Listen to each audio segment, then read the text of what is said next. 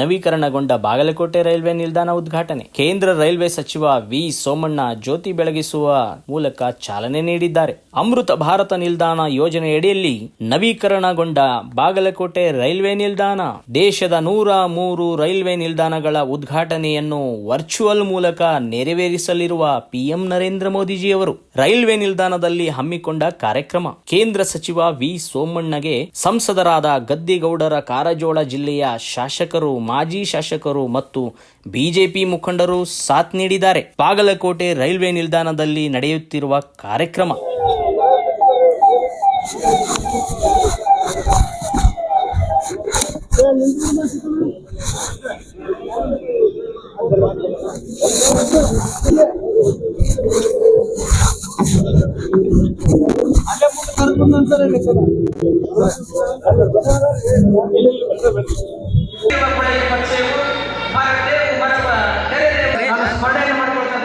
ನಿಮ್ಮೆಲ್ಲರ ಜೋರಾದ ಚಪ್ಪಾಳೆ ಈ ಕಾರ್ಯಕ್ರಮದ ಯಶಸ್ವಿಗೆ ಕಾರಣ.